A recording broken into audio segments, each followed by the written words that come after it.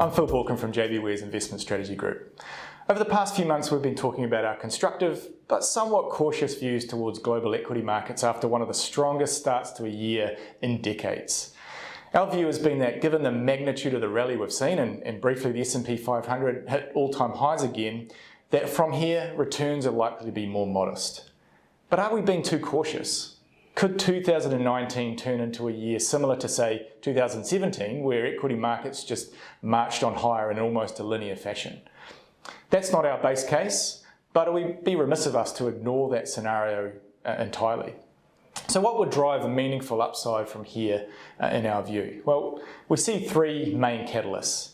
The first one, and arguably the most important, would be a broader, more synchronized upswing in global growth.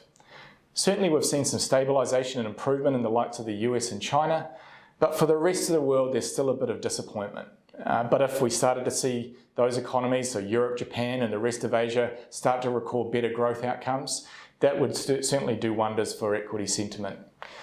The second, and one of the most remarkable things, is that equity managers have not really participated in this rally. UBS estimate that over the past 12 months, total equity outflows have totaled a net $200 billion US. So if those discretionary investors decided to kind of be reinvigorated and participate in this rally, that could help drive upside as well. And then finally, we'd need to see a clear and positive resolution on the trade front. Certainly in the last few days, we've seen some negative headlines regarding the relationship between US and China. But if we do see a deal reached and tariffs are rolled back in a clear way, or even entirely, markets would no doubt welcome that. Look, at this stage, like I said, not our base case. We see it as more of an upside scenario than our central view. We think returns will be more modest from here. And we say that because we actually think a lot of good news has been priced in already. When you look at earnings revisions momentum, started to stabilise in many countries.